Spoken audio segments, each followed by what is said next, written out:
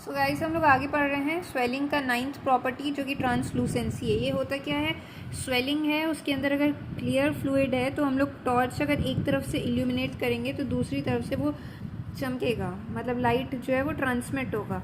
ये क्यों होता है? अगर वो जो स्वेलिंग है उसके अंदर क्लियर फ्लूइड है जैसे कि वाटर, सीरम, लिम्फ, प्लाज्मा या फिर हाईली रिफ्रैक्टाइल फैट, तो ये ऐसा शो करेगा। बट उसके अंदर अगर ब्लड या फिर पल्टेशियस मटेरियल जैसे डर्मोइड या फिर सिबेशियस सिस्ट है तो ये नहीं शो करेगा।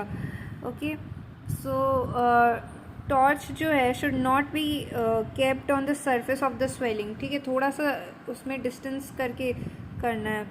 और एक साइड हम लोग पेपर रोल करके देख सकते हैं दिन के वक्त। ठीक है, नाउ इम्पल्स ऑन कफिंग क्या होता है? वो स्वेलिंग्स, मतलब पहले हम लोग पेशेंट को बोलेंगे कफ करने एंड स्वेलिंग को हम लोग टच करके देखेंगे उस कफ का इम्पल्स उसमें आ रहा है कि नहीं।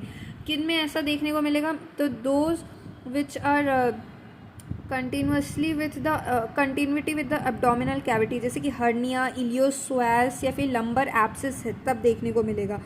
Those which are in continuity with the pleural cavity, जैसे एम्पाईमा हुआ है, एम्पाईमा नेसेसिटाटिस, या फिर those which are in continuity with the spinal canal और क्रेनियल कैविटी, जैसे स्पाइनल या फिर क्रेनियल मेनिंजियोसील। ठीक है, स्वेलिंग को पकड़ लेंगे and then we will feel the impulse. ठीक है, चिल्ड्रन में क्राई करने से भी चलेगा। देन रिड्यूसिबिलिटी और कंप्रेसिबिलिटी, ये दो यूनिक फीचर्स है। क्या है?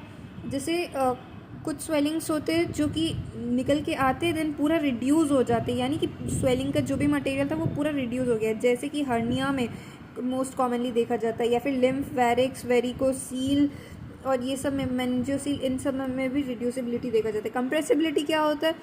स्वेलिंग जो है कंप्रेस हो सकता है but would not be disappeared completely. ठीक है, हमेशा के लिए कम्प्लीटली वो डिसअपियर नहीं करेगा। ठीक है,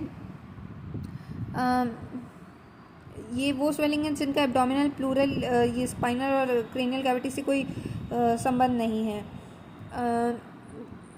ये these swellings are liquid filled and are mostly vascular malformation, जैसे कि आर्टीरियल, कैपिलरी, वेनस, हेमांजियोमास। अब ये लिम्फोमा जो होता है वो भी कंप्रेसिबल होता है। कंप्रेसिबल यानी कि पूरी तरीके से नहीं जाएगा। ठीक है, एंड नाउ ये हम पता कि तो कंप्रेसिबल स्वेलिंग्स जो होते हैं उनमें प्रेशर लगाएंगे और जैसे ही छोड़ेंगे वैसे ही वो स्वेलिंग जो है वो रीअपियर हो जाएगा। बट देन रिड्यूसिबल वाला जो होता है वो तभी रीअपियर करेगा जब कफ या फिर ग्रेविटी देंगे।